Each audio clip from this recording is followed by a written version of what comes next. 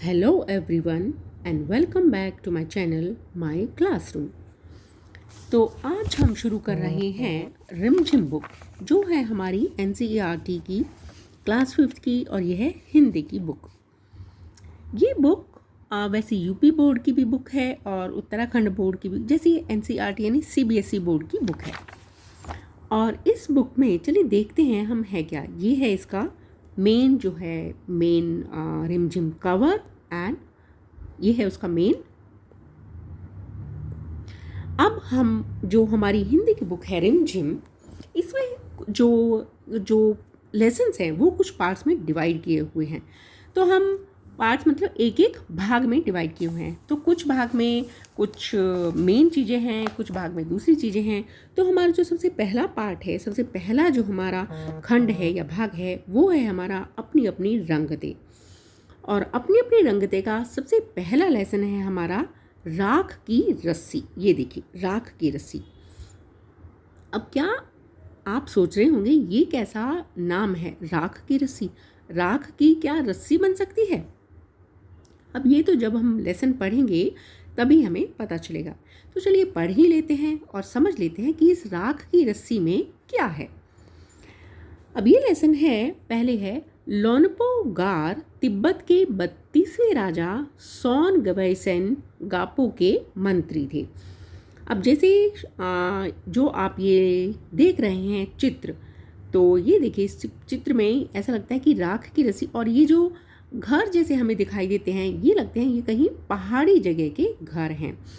तो पहाड़ी, अब जैसे हमारी पहली लाइन ही शुरू होती है तिब्बत से, तो इसका मतलब ये जो कहानी है ये तिब्बत की कहानी है। और तिब्बत पहाड़ों में है और वहाँ पर कभी कभी बर्फ़ पड़ती है और वहाँ के लोग थोड़े, उनका पहनावा थोड़ा अलग होता है, लोग थोड़े अलग होते हैं और बड़े सीधे साधे लोग होते हैं। तो ऐसे ही एक लोनपो गार तिब्बत के 32वें राजा सोन गेवसेन गापो के मंत्री थे। अभी जो लोनपो गार हैं, जो तिब्बत के एक राजा थे सोन गेवसेन, उनके मंत्री थे। वे अपनी चालाकी और हाजिर जवाबी के लिए दूर दूर तक मशहूर थे। मतलब वो काफ़ी चालाक थे और हाजिर जवाब भी थे। हाजिर जवाब बोलते हैं हम कि जब उनसे आप कुछ प्रश्न पूछो या कुछ बात करो तो उनके पास हर बात का जवाब होता है।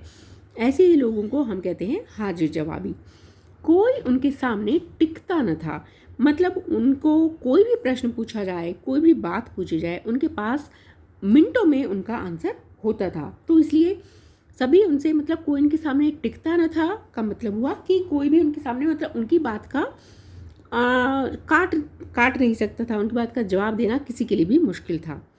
चैन से ज़िंदगी चल रही थी और बड़े आराम से उनकी ज़िंदगी चल रही थी। मगर जब से उनका बेटा बड़ा हुआ था, उनके लिए चिंता का विषय बना हुआ था।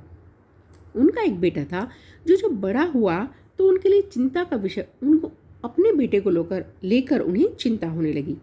कारण यह था कि वह बहुत भोला था, होशियारी उसे छूकर भी नहीं गई थी। मतलब जो उनका बेटा था बहुत ही ज़्यादा सीधा साधा था। मतलब जितना उनके फादर यानी जो लोनपो गार हैं वो जितने चालाक थे और हाजिर जवाब थे, बेटा बिल्कुल उल्टा था। होशियारी उसे छूकर भी नहीं गई थी। मतलब वो इतना सीधा था कि उसे कोई भी, मतलब जो बच्चे या कोई भी जो बहुत मतलब सीधे होते हैं, उन्हें कोई भी बेवकूफ़ बना लेता है। तो ऐसा ही उनका बेटा था।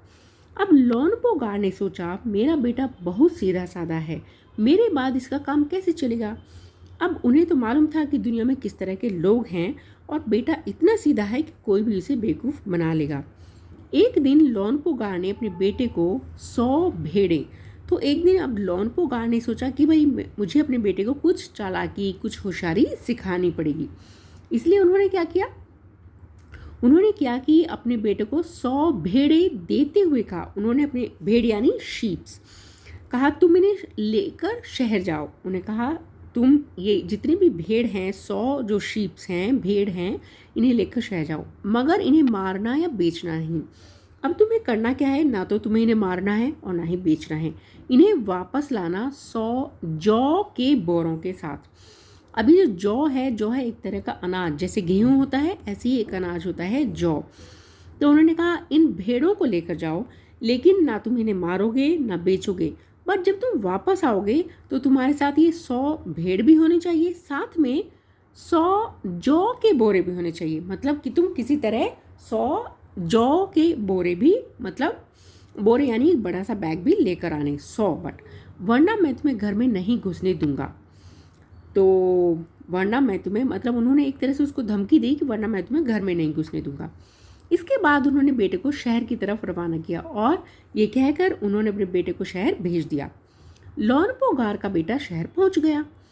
अब उनका बेटा शहर गया, मगर इतने बोरे जौ खरीदने के लिए उसके पास रुपए ही कहाँ थे। अब जो फादर थे लॉनपोगार के, उन्होंने उसे पैसे तो दिए नहीं थे, सिर्फ यही कहा था कि तुम जो है ना ये भेड़ों के साथ 100 बोरे जौ के भी लेकर आना। अब वो क्या करे, बोरे जो उसके पास पैसे नहीं थे। वह इस समस्या पर सोचने विचारने के लिए सड़क किनारे बैठ गया। अब वो बेचारा इतना सीधा था, उसे समझ ही नहीं आया कि मैं क्या करूं। अब वो एक सड़क के किनारे बैठ गया, मगर कोई हल उसकी समझ में ही नहीं आ रहा था। उसे समझ ही नहीं आ रहा था कि वो क्या करे, कैसे करे, कहाँ से जौ खरीदे। वह बहुत दुखी हुआ था। तभी एक लड़की उसके सामने आ खड़ी हुई। वो बैठा सोच ही रहा था कि उसके सामने एक लड़की आकर खड़ी हो गई। क्या बात है, तुम इतने दुखी क्यों हो? अब उस लड़की ने पूछा कि भाई क्या बात है, तुम क्यों इतने दुखी हो? लॉनपोगार के बेटे ने अपना हाल कह सुनाया। अब लॉनपोगार का जो बेटा था उसने सब बातें बता दी कि भाई मैं तो यहाँ ऐसे आया हूँ, मेरे फादर ने मुझे ऐसे भेजा है और मेरे पास पैसे तो है नहीं, तो मैं कहाँ से जौ खरीदूँ। इसमें इतना दुखी होने की कोई बात नहीं, मैं इसका हल निकाल देती हूँ। अब लड़की ने कहा तुम्हें दुखी होने की कोई ज़रूरत नहीं है, मेरे पास इसका, ये जो समस्या है तुम्हारे पास कि तुम्हारे पास पैसे नहीं है जौ खरीदने के लिए, मेरे पास इस प्रॉब्लम का सॉल्यूशन है। मुझे इसका हल निकालने का मतलब इसका सॉल्यूशन है। इतना कहकर लड़की ने भेड़ों के, अब लड़की ने क्या किया, अब जैसे ही ये देखिए, ये वो लड़की, ये लॉनपोगार का बेटा है और ये सारी भेड़ है। तो अब क्या किया उसने, अब लड़की ने क्या किया कि उसके बाल उतारे और उन्हें बाजार में बेच दिया। अब लड़की ने सारी, क्योंकि भेड़ के तो मतलब बहुत सारे बाल होते हैं जिनकी बाद में ऊन बनती है, और उसने उन भेड़ों के बाल उतारे और उन्हें बाजार में बेच दिया।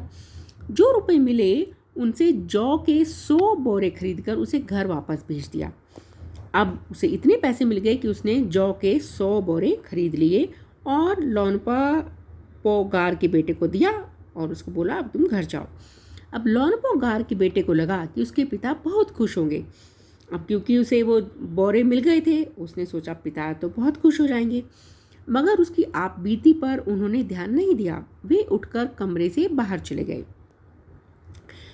तो मगर उसके साथ क्या बीता, उसने क्या किया, वो कैसे परेशान था, उसके पिता ने उस पर कोई ध्यान नहीं दिया।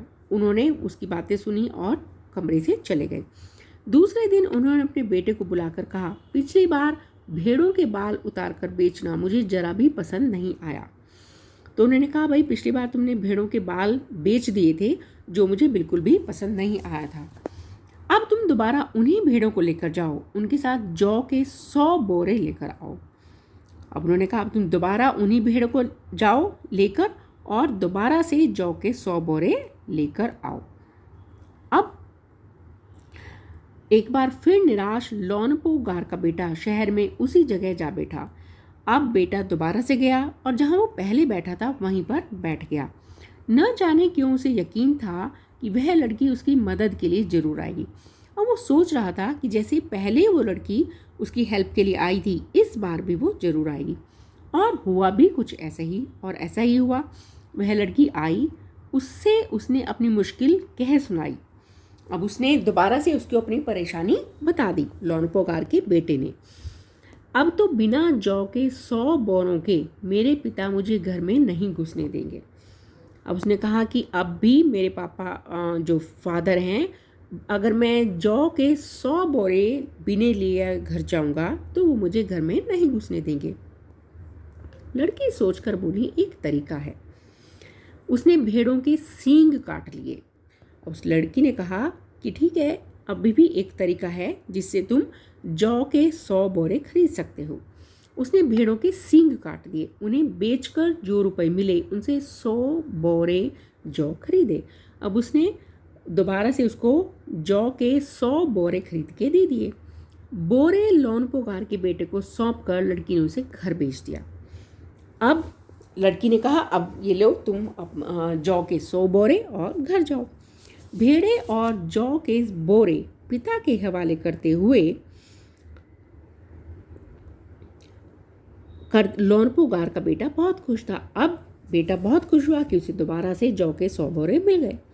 उसने विजयी भाव से सारी कहानी कह सुनाई और वो बड़ा खुश हुआ और उसे लगा कि मतलब उसने बहुत ही अच्छा काम किया है, और सारी जो स्टोरी थी, कहानी थी, वो अपने पिता को सुना दी। सुनकर लोनपोगार बोले, उस लड़की से कहो कि हमें 9 हाथ लंबी राख की रस्सी बनाकर दे। अब उन्होंने कहा, उसके फादर को समझ आ गया था कि लड़की बहुत चालाक है और यह बहुत समझदार है। तो अब उन्होंने सोचा कि उन्होंने उस लड़की की परीक्षा लेने की सोची यहाँ पर। तो उन्होंने कहा, लड़की से हमें 9 हाथ लंबी, मतलब जितना एक हाथ होता है ऐसे 9 हाथ लंबी राख की रस्सी बनाकर दी। उनके बेटे ने लड़की के पास जाकर पिता का संदेश दोहरा दिया। अब बेटा गया, वो लड़की फिर वहाँ पर आई और लड़के ने उसको जो फादर ने कहा था कि उन्हें राख की रस्सी दे, उन्हें उसे बता दिया। लड़की ने एक शर्त रखी, मैं रस्सी बना तो दूंगी मगर तुम्हारे पिता को वह गले में पहननी होगी। अब लड़की ने बताया कि ठीक है, मैं कर सकती हूँ, बट मेरी एक शर्त है, यानी कंडीशन है कि मैं जो रस्सी बनाऊंगी वो तुम्हारे पिता अपने गले में पहनेंगे। लोनपोगार ने सोचा ऐसी रस्सी बनाना ही असंभव है, इसलिए लड़के की शर्त मंजूर कर ली। अब बेटे ने आकर बताया कि लड़की ने ऐसा कहा है। अब फादर को पता था कि ऐसी रस्सी तो बन ही नहीं सकती कि जिसे वो गले में पहन ले, इसलिए लड़की की शर्त उन्होंने मंजूर कर ली कि ठीक है। अगले दिन लड़की ने 9 हाथ लंबी रस्सी ली, उसे पत्थर के सिल पर रखा। अब लड़की ने एक रस्सी ली, 9 हाथ लंबी थी, उसे पत्थर के सिल पर रखा और जला दिया। अब रस्सी जल गई। अब उसने वो रस्सी पूरी जल गई मगर रस्सी के आकार की राख बच गई। अब रस्सी जैसे रखी थी वैसे ही जली, बट उसका जो शेप थी वो एज इट इज़ रह गई। इसे वह सिल समेत लोनपोगार के पास ले गई। अब उसने क्या किया, जिस पत्थर पर सिल यानी जिस पत्थर पर उसने वो रस्सी रखकर जलाई थी, अब उसकी शेप बिल्कुल वैसी ही थी जैसी वो मतलब रस्सी थी। तो उसने उसे लोनपोगार के पास ले गई और उसे पहनने के लिए कहा। उसने कहा, ये देखो, ये तो रस्सी है पूरी और अब तुम इसे पहनो, क्योंकि मेरी शर्त यही थी। लोनपोगार रस्सी देखकर चकित रह गए। अब जो लोनपोगार थे वो रस्सी देखकर मतलब वो चकित रह गए, मतलब उन्हें बहुत आश्चर्य हुआ। वे जानते थे कि राख की रस्सी को गले में पहनना तो दूर, उठाना भी मुश्किल है। अब राख क्या होती है, राख एक तरह का बिल्कुल वो पाउडर बन जाता है। अगर हम कोई चीज़ जलाते हैं तो अगर आप उसको उठाओगे तो आप उसको उठा नहीं सकते, वो तो पाउडर है, तो वो तो मतलब एक तरह से टूट जाएगा, हाथ लगाते ही वह टूट जाएगी। अब वो रस्सी कैसे पहने, क्योंकि वो तो पाउडर बन चुकी थी, राख बन चुकी थी। लड़की की समझदारी के सामने उनकी अपनी चालाकी धरी रह गई। मतलब लड़की इतनी समझदार थी कि उन जो और लोनपोगार भी, जैसा हमने पहले पढ़ा था, वो बहुत हाजिर जवाब थे और बहुत चालाक थे। उनकी अपनी चालाकी भी यहाँ काम नहीं आई। बिना वक्त गंवाए लोनपोगार ने अपने बेटे की शादी के प्रस्ताव लड़की के सामने रख दिया। अब लोनपोगार समझ गए कि ये लड़की बहुत समझदार है और अच्छी चालाक भी है, तो उन्होंने अपने बेटे की शादी के प्रस्ताव लड़की के सामने रख दिया। उन्होंने कहा कि भाई तुम मेरे बेटे से शादी कर लो, और धूमधाम से उन दोनों की शादी हो गई। और इस तरह वो लड़की लोनपोगार के बेटे के साथ उसकी शादी हो गई। तो ये है राख की रस्सी। तो देखिए, समझदारी से कोई भी काम, अगर हम थोड़ी भी समझदारी लगाएं, थोड़ी भी चालाकी लगाएं, से काम करें तो कोई भी काम असंभव नहीं है। यही है इस कहानी का, इस हमारे जो लेसन है राख की रस्सी का मेन सारांश या निष्कर्ष, कि कोई भी काम आप अपनी समझदारी से, सूझबूझ से कर सकते हैं और कोई भी काम मुश्किल नहीं है। तो मिलेंगे अगले वीडियो में। तब तक के लिए आप पढ़ते रहिए, सीखते रहिए और मेरे चैनल को लाइक, शेयर एंड सब्सक्राइब करते रहिए अगर आपको चैनल अच्छा लगता है तो। मिलेंगे अगले वीडियो में, तब तक के लिए टेक केयर, बाय बाय, पढ़ते रहिए। और ये है वो लड़की जिसके साथ शादी हुई थी, और थैंक यू।